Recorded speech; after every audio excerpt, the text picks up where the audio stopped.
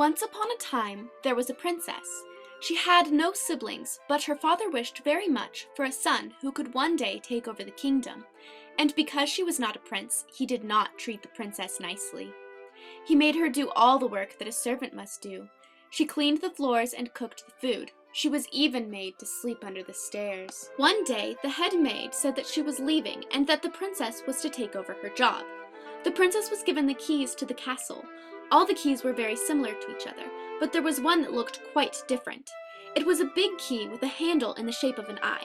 She told the princess that if she entered the room with the same eye on that door that was on the key, then terrible things would happen to her. Then the maid left the princess to her cleaning. The princess went on cleaning the castle every day. The castle was very large, and she went weeks without even seeing a door with an eye on it. One day, as she was cleaning the south wing, she saw an eye winking at her from the very end of the corridor.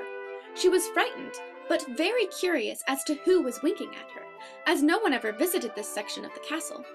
She went to the end of the corridor and found that there was no one there at all, only a door with a glass eye in it, the exact eye that was on her key. The princess remembered what the maid had said about the terrible things happening to her if she entered the room. But she could not stop staring at the eye and wondered what could be concealed behind the door. She decided that just having a little look couldn't hurt, and she wouldn't even go inside.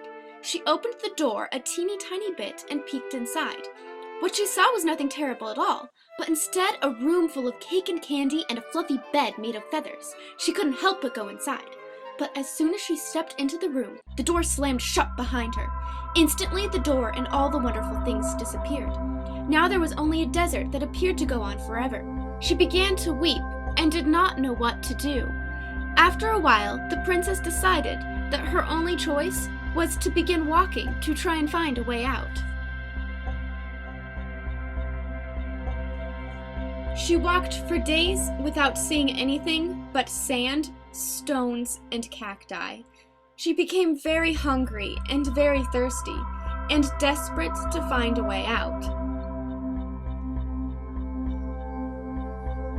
On the seventh day, she came to the edge of a massive forest.